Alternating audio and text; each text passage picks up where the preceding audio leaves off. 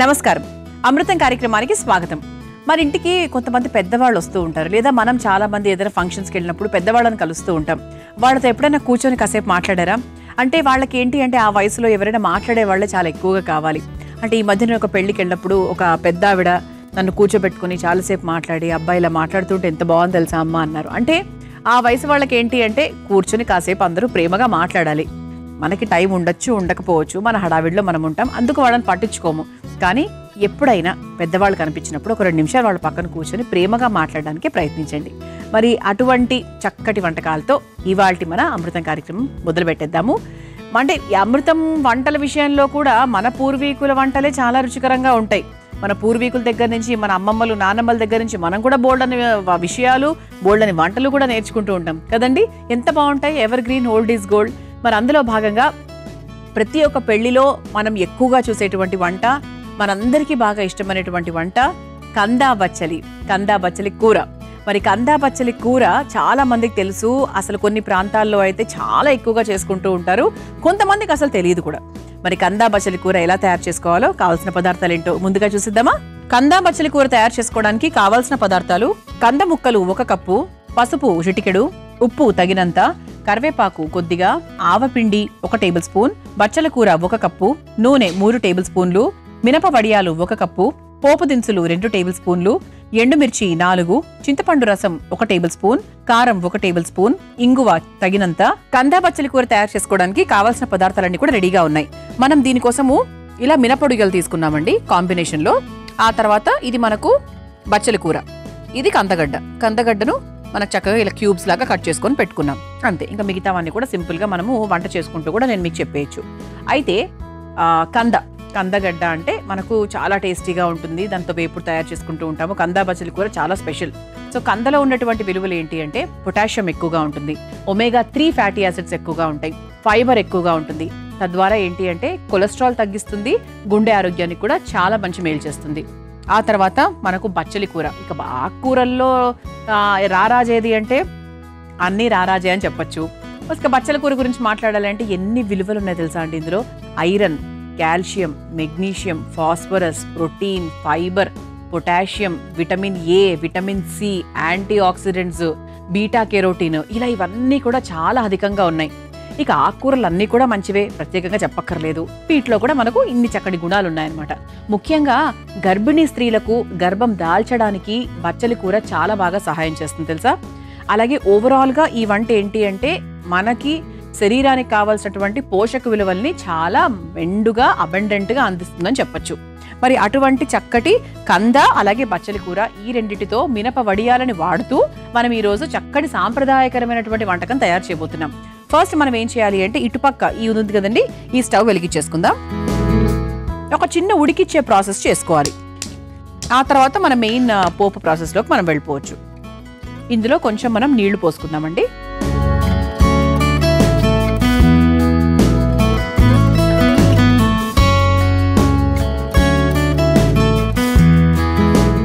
ఇది ఒక్కసారి మనం కొంచెం వేడైన తర్వాత మనము కందగడ్డని ఇలా చిన్న ముక్కలుగా చేసుకున్నాం. ఓకే, ఈ విధంగా మనం చిన్నగా, అంటే పనీర్ని చిన్నగా ఎలా అయితే కట్ చేస్తామో కందగడ్డను కూడా అలాగే కట్ చేసుకొని పెట్టుకున్నాం అనమాట. ఆ తర్వాత బచ్చలి కూర కూడా 1 కప్పు బచ్చలి కూరకి దాంతో సమానంగా అని చెప్పొచ్చు, ఇంచుమించు కొంచెం తక్కువగా మనం కందగడ్డ ముక్కలు తీసుకుంటున్నాం. ఓకే, ఇది మనకు ఈ మినప వడియాలు ఎందుకు అంటే చక్కగా కరకరలాడుతూ ఉండడానికి చాలా బాగుంటుందండి. అంటే ఈ వంటను మీరు చేసుకొని తింటే చాలా, అంటే వెరీ ట్రెడిషనల్ వంట, అది మాత్రం 100% చెప్పగలము.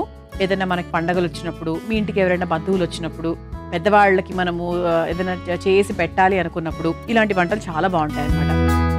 వాటర్ కూడా కొంచెం వేడైందండి.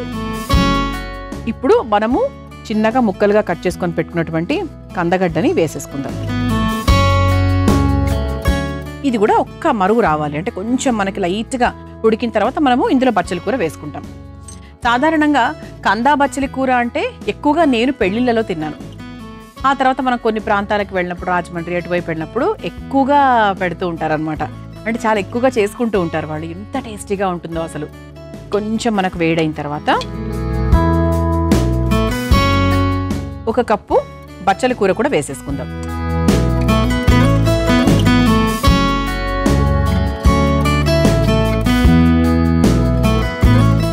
ఇందులో కొంచెం ఉప్పు కూడా వేసుకుందామండి.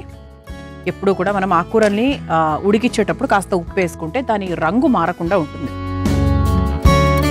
చాలా కొంచెం, అంటే కూర కోసం సరిపడా ఉప్పు కాదు, కేవలం అది ఉడకడానికి మాత్రమే సరిపడా ఉప్పు. ఉప్పు వేసేసుకున్నాం కదా, ఒక్కసారి ఇలా కలిపేసిన తర్వాత ఇందులో కాస్త పసుపు కూడా వేసుకుందాం. ఉప్పు పసుపు కూడా వేసుకోవచ్చు. ఇది ఒకసారి కలిపేసుకుందాం. ఇది మరుగుతూ ఉంటుంది కదా. ఇది మరిగి ఎలా అంటే మనకి కందగడ్డ ఒక 80% వరకు ఉడికితే సరిపోతుంది. కొన్నిటిని మనం చక్కగా మెదుపుకొని చేసుకొని కొన్నిటిని మాత్రం అలాగే ఉంచేసుకోవచ్చు. ఇది ఒక 2 నుంచి 5 నిమిషాల వరకు సమయం పడుతుంది. అయితే ఈలో మనం ఏం చేద్దామంటే, చెప్పాను కదా నేను మినప వడియాలు తీసుకున్నా అని చెప్పి, మినప వడియాల్ని ఒక్కసారి వేయించేసుకొని ఒక బౌల్లోకి తీసేసుకుందాం. ఇప్పుడు ఈ స్టవ్ వెలిగించేస్తున్నాను.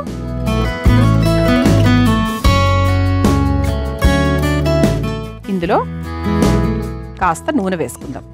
మామూలు నూనెని కొంచెం వేసుకుని, ఇదిగోండి మినప వడియాలు చాలా రుచికరంగా ఉంటాయి. ముఖ్యంగా మనకి సాంప్రదాయకరమైన వంటకాల్లో ఎక్కువగా ఉపయోగిస్తూ ఉంటారు.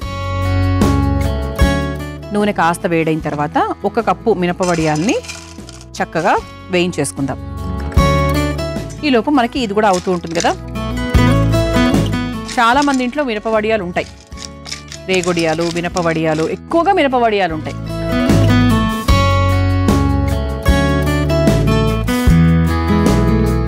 ఇటువైపు చూస్తే చక్కగా ఇలా మరుగుతోంది, ఉడుకుతోంది కూడా.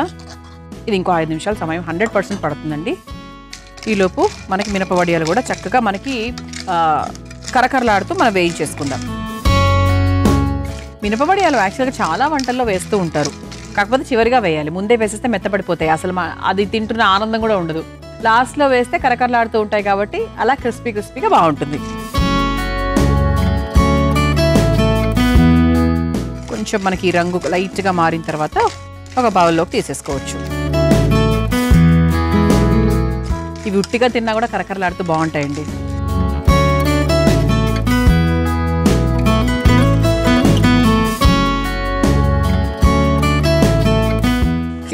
ఇటువైపు చూస్తే చక్కగా మనకి ఇదంతా కూడా ఉడికిపోయిందండి. ఇలా కందగడ్డ మనకి ఇలా గరిటెతో ఇలా బ్రేక్ చేస్తే బ్రేక్ అయ్యేటట్టుగా ఉంది. ఇది ఒకసారి బౌల్లోకి తీసుకున్న తర్వాత మనం కందగడ్డని లైట్గా మ్యాష్ చేసుకోవచ్చు. అయిపోయిందండి, రంగు మారిపోయింది. ఇది స్టవ్ ఆఫ్ చేసేస్తున్నాను.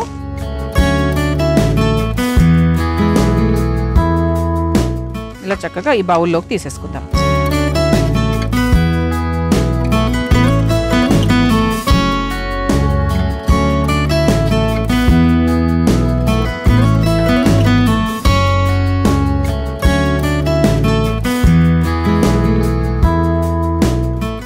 ఇటువంటి వడియాలతో చిక్కు ఏంటంటే మనకు చేస్తూనే సగం తినేస్తూ ఉంటాం.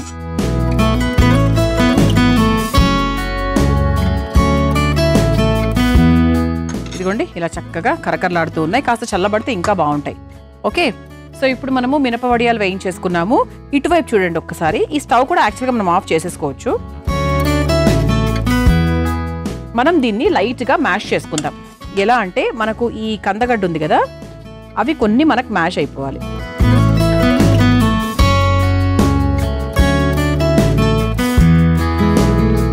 చూసారా, ఇలా చక్కగా మనము చిన్న మ్యాషర్తో మనం మ్యాష్ చేసేసుకోవాలి. మొత్తం కాదండి, ఒక కొన్ని మనకి బ్రేక్ అయ్యి లైట్గా మ్యాష్ అవ్వాలి, కొన్ని మాత్రం ముక్కలుగా ఉండిపోవాలి. అంటే మనం అన్నంలో కలుపుకొని తింటున్నప్పుడు అలా ముక్కలుగా చక్కగా తగులుతూ ఉంటే బాగుంటుంది మినప వడియాలతో పాటు. ఇది అయిపోయిందండి. ఇప్పుడు మరలా ఈ స్టవ్ వెలిగించేసుకుందాం. ఇప్పుడు ఇందులో ఏంటంటే మెయిన్ పోపు ప్రాసెస్ అన్నమాట. పోపులో భాగంగా ఫస్ట్ మనం కాస్త నూనె వేసేసుకుందాం.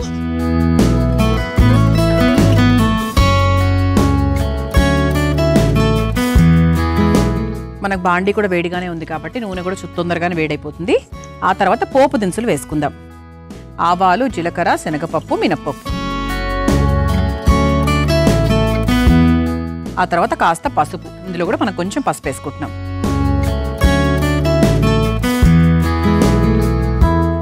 ఆ తర్వాత ఎండుమిరపకాయలు,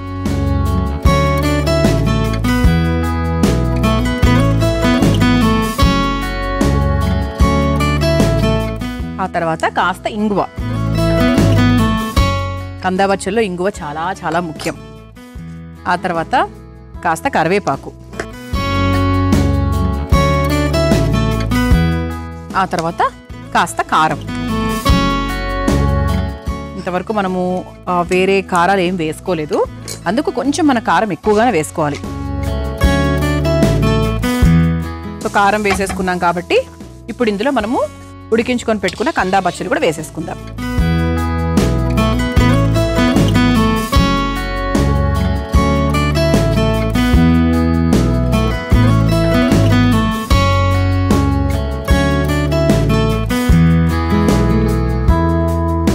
ఇలా చక్కగా మనం ఉడికించిన కందా బచ్చలు ఇవన్నీ కూడా వేసేసుకున్నాం. ఇది ఒక మీడియం ఫ్లేమ్లో పెట్టేసుకొని ఉప్పు యాడ్ చేసుకుందాం. ఇంతవరకు ఉప్పు వేసుకోలేదు కదా, కాస్త ఉప్పు వేసేసుకుందాం.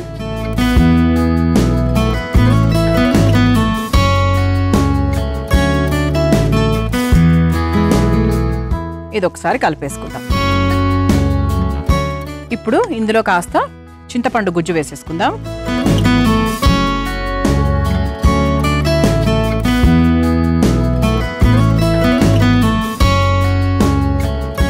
చింతపండు గుజ్జు వేసుకొని మనం కొంచెం ఇది దగ్గర పడేంత వరకు ఇలా వదిలేసేయాలి.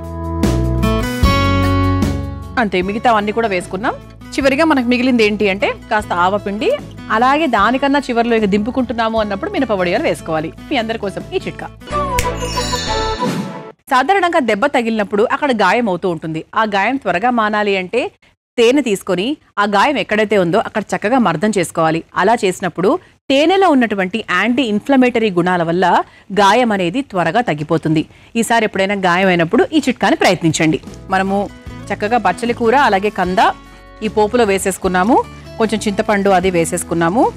ఇప్పుడు చివరిగా ఎప్పుడూ కూడా మనము ఆవపిండి అనేది చివరిగానే వేస్తాం, లేదంటే మనకు చేదు ఎక్కువ అయిపోతుంది. కాబట్టి చాలా కొంచెం ఆవపిండి ఒక్కసారి వేసుకొని కలిపేసుకోవాలి.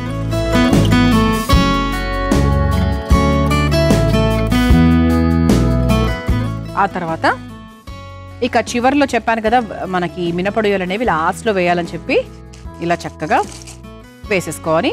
ఇక స్టవ్ కూడా ఆఫ్ చేసుకోవచ్చండి. దీని వేడి సరిపోతుందన్నమాట ఇది కలవడానికి. అలా చక్కగా కరకరలాడుతూనే ఉండాలి అవి.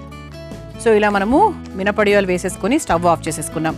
యాక్చువల్గా మనకు ఈ కందా బచ్చలి కూర ఏంటి అంటే ఒక 6 గంటల తర్వాత తింటే, చేసిన 6 గంటల తర్వాత తింటే దాని రుచి ఇంకా బాగుంటుందన్నమాట. ఫర్ ఎగ్జాంపుల్ మధ్యాహ్నం చేసుకుంటే రాత్రికి చేసుకుంటే మర్నాడుకు. అంటే కొంతమంది అనుకుంటారు ముందు రోజు తినడం ఏంటి అని. చాలా బాగుంటుంది. ఇప్పుడు కొన్ని మనకు సాంబారు పులుసులు ఎలాగైతే బాగుంటాయో ఇది కూడా అదే విధంగా అనమాట. చేసుకున్న టైం కన్నా కూడా ఒక 6-7 గంటల తర్వాత ఇంకా చాలా టేస్టీగా ఉంటుంది. కాబట్టి ఈసారి ఇలా ట్రై చేయండి, ఓకేనా? ఎప్పుడైనా రాత్రిపూట తినాలి, గెస్ట్లు వస్తున్నారు అంటే మధ్యాహ్నమే చేసి పెట్టేసుకోండి, మీకు మంచి మార్క్స్ వచ్చేస్తాయి. ఇక ఒక సర్వింగ్ బౌల్లోకి తీసేసుకుందాం.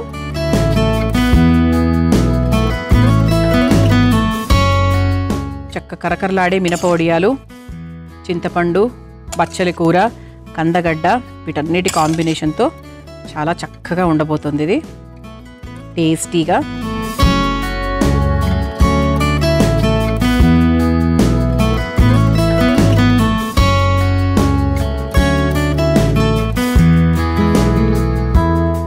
ఇలా చక్కగా వేడివేడిగా సాంప్రదాయకరమైన కందా బచ్చలి కూర రెడీ అయిపోయింది. మీరు తయారు చేసుకోవాలనుకుంటే కావాల్సిన పదార్థాలు, తయారు చేసుకునే విధానం మరొకసారి చూసేయండి.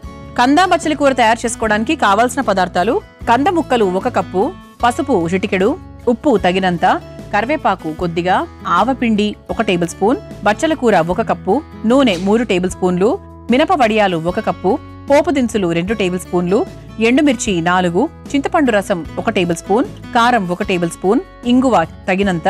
కందా బచ్చలి కూర తయారు చేసుకునే విధానం: ముందుగా స్టవ్ వెలిగించి బాండీలో నీళ్లు పోసి 50% వరకు ఉడికించుకున్న కందగడ్డ ముక్కలను, తరిగిన బచ్చల కూరను కాస్త ఉప్పు, పసుపు వేసి కలిపి ఉడికించుకోవాలి.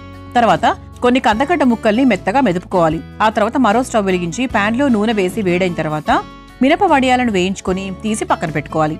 ఇప్పుడు అదే బాండీలో కాస్త నూనె వేసి వేడైన తర్వాత పోపు దినుసులు, పసుపు, ఎండుమిర్చి, కాస్త ఇంగువ, కరివేపాకు, కారం వేసి వేయించుకున్న తర్వాత మెదుపుకున్న కందా బచ్చలి మిశ్రమాన్ని ఇందులో వేసి అందులో సరిపడా ఉప్పు కూడా వేసి చింతపండు రసం వేసి బాగా కలిపి కొద్దిసేపు మగ్గించుకొని చివరిగా ఆవపిండి వేయించిన మినప వడియాలను వేసి కలిపి ఒక సర్వింగ్ బౌల్లోకి తీసుకొని సర్వ్ చేసుకుంటే కందా బచ్చలి కూర రెడీ.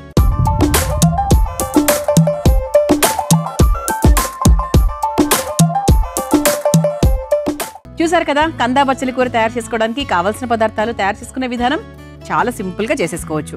రుచి చూసి ఎలా ఉందో చెప్తాను.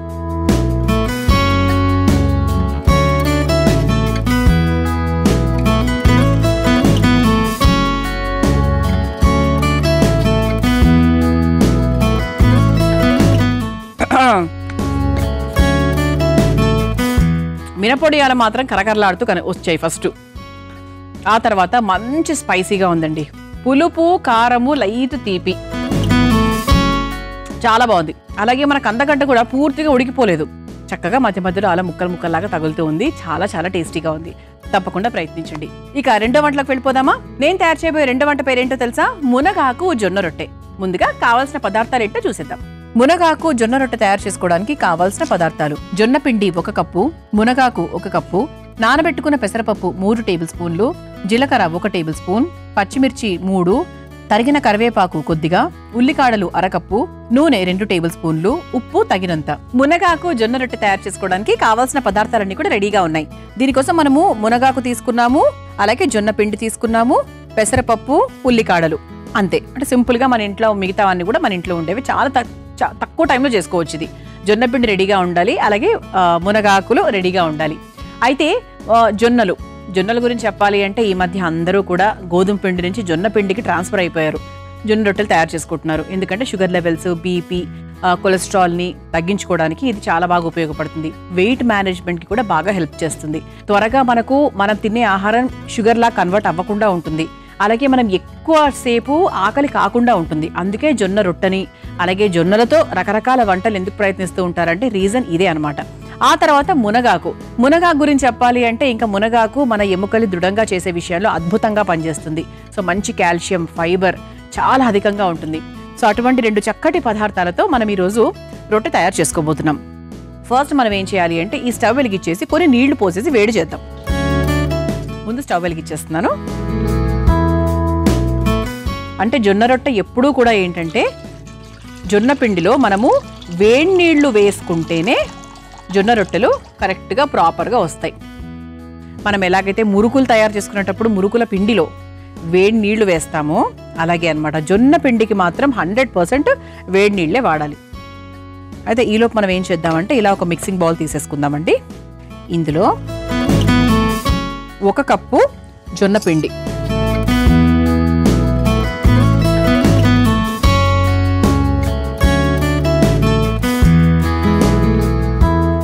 ఆ తర్వాత మునగాకు,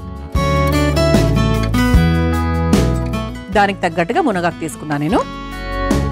ఆ తర్వాత నానబెట్టుకున్న పెసరపప్పు, ఇది ఒక 2 స్పూన్లు, ఎక్కువగా కాదు, జస్ట్ 2 or 3 స్పూన్స్ అనమాట. ఆ తర్వాత జీలకర్ర, ఆ తర్వాత సన్నగా తరుక్కున్న పచ్చిమిరపకాయ ముక్కలు, ఆ తర్వాత సన్నగా తరుక్కున్న కరివేపాకు, ఆ తర్వాత ఉల్లికాడలు, ఒక 1/2 కప్పు ఉల్లికాడలు, దీనికి సరిపడా ఉప్పు. ఇది ఒకసారి మామూలుగా స్పూన్తో కలిపేసుకున్న తర్వాత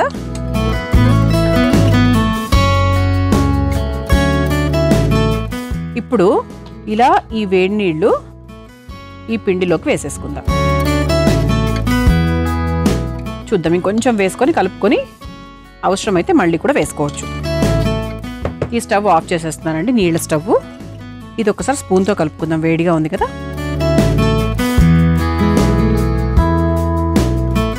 ఇంకొంచెం వేసుకోవాలి.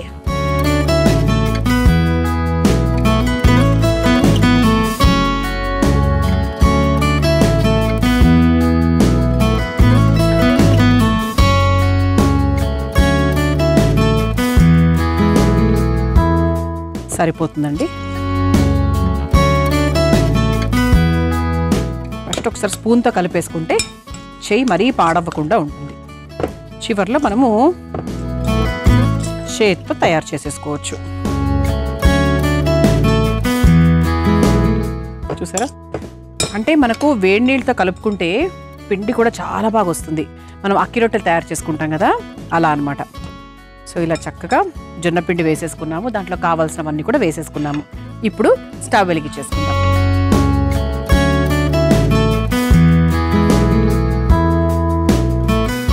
ఈ తవ్వ వేడయ్యేలోపు కొంతమందికి ఏంటంటే బేసిక్గా జొన్న రొట్టె అనగానే భయపడతారు, ఎందుకంటే చేసుకోవడం రాక, ఎందుకంటే విరిగిపోతూ ఉంటుంది. దానికి 100% నైపుణ్యం కావాలి. చాలా సింపుల్గా చెప్పాలి అంటే మన ఇంట్లో ఏదో ఒక ప్లాస్టిక్ పేపర్ ఉంటుంది కదండి. ఇది బటర్ పేపర్ అనుకోండి, ఇది మాకు బయట దొరుకుతుంది. లేదు మన ఇంట్లో ఇవి ఇలాంటివి లేవు అంటే ఏ నూనె కవరో లేకపోతే ఏ ప్లాస్టిక్ పేపరో అంటే కొంచెం ఈ సైజులో ఉన్నది ఏదో ఒకటి ఉంటుంది, అవునా? అది తీసుకోండి. అది తీసుకొని దీనికి ఏవి నూనె రాయాల్సిన అవసరం లేదు. చేతికి మాత్రం కాస్త నూనె తీసుకొని ఇలా ఒక్కసారి ఇలా అనుకొని మనం తయారు చేసుకున్న పిండి ఏదైతే ఉందో అది ఇలా ఒక ముద్దలాగా తీసుకోండి. తీసుకొని ఇలా చక్కగా చేత్తోనే ఒత్తేసుకోండి. ఇది చాలా ఈజీ ప్రాసెస్ అండి. మీరు దాన్ని చపాతీ పీట మీద వేసుకొని కర్ర పెట్టి ఒత్తి అది మధ్యలో బ్రేక్ అయిపోయి టెన్షన్ పడి జొన్న రొట్టెల మీద ఇంట్రెస్ట్ పోయి ఇవన్నీ చేసుకోకండి. చక్కగా ఇలా ఏదైనా ప్లాస్టిక్ పేపర్ ఉపయోగించి చేసుకోండి. మీకు అసలు ఎందుకు విరుగుతుందో చూస్తాను. చేతికి కాస్త నూనె రాసుకోవాలంతే. అప్పుడు ఏంటంటే మన చేతికి అంటుకోకుండా మనకు కరెక్ట్గా వస్తుంది. తవ్వ కూడా కాస్త వేడైంది. అయితే దీంట్లో ముందుగా కొంచెం నూనె వేద్దాం తవ్వ మీద.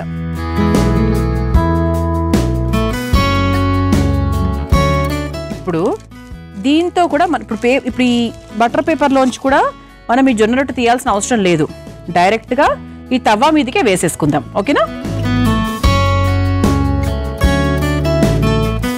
ఇలా వేసేసుకొని చక్కగా పేపర్ని ఇలా పైనుంచి తీసేయండి. మీకు అసలు టెన్షనే లేదు, చక్కగా వచ్చేస్తుంది. ఓకే, ఇది చిట్కా అనమాట. ఇలా మా అమృతం ప్రోగ్రాం చూస్తూ ఉంటే మీకు మంచి మంచి వంటకాలతో పాటు మంచి మంచి చిట్కాలు కూడా వస్తూ ఉంటాయి అన్నమాట. దీంట్లో మనం నూనె వేసుకొని కాల్చుకోవచ్చు రెండు వైపులా. వెన్న కావాలంటే వెన్న వేసుకోవచ్చు, నెయ్యి కావాలంటే నెయ్యి వేసుకోవచ్చు. లేదు నూనె అంటే హాయిగా నూనె కూడా వేసుకోవచ్చు. సిమ్లో పెట్టుకొని వీలైతే కాస్త మూత కూడా పెట్టుకొని మీరు మెల్లగా దాన్ని వేయించుకోవాలి. ఇది అవ్వడానికి ఒక 2 minutes టైం పడుతుంది. కాబట్టి ఈలోపు అమృతంలో తీసుకుందాం ఒక చిన్న విరామం. అంతకన్నా ముందు మనం ఇలా చక్కగా మునగాకు జొన్న రొట్టె వేసేసుకున్నాము. చూసారా, ఇలా రెండు వైపులా తిప్పేశాను. చక్కగా కాలింది కూడా, ఇక అయిపోయినట్టే. దీన్ని మీరు దేంతో తింటారు అంటే పెరుగు చట్నీతో తినచ్చు, టొమాటో చట్నీతో తినచ్చు, పుదీనా చట్నీతో తినచ్చు, ఆవకాయతో తినచ్చు, బాగుంటుంది. మన ప్లేట్ కూడా రెడీగా ఉంది కాబట్టి సర్వ్ చేసేసుకుందాం.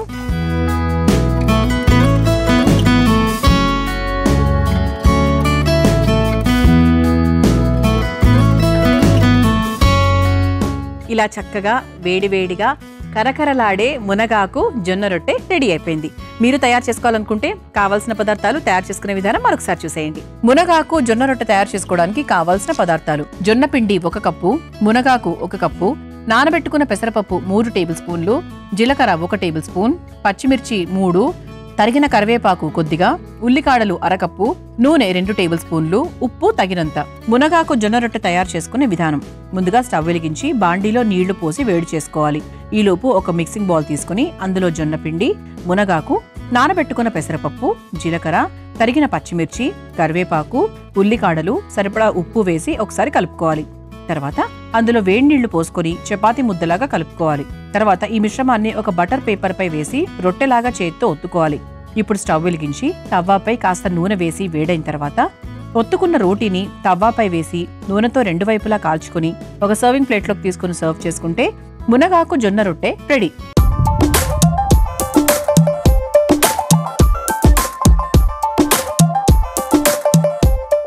మునగాకు జొన్న రొట్టె తయారు చేసుకోవడానికి కావాల్సిన పదార్థాలు చూసారు కదా. రుచి చూసి ఎలా ఉందో చెప్తాను.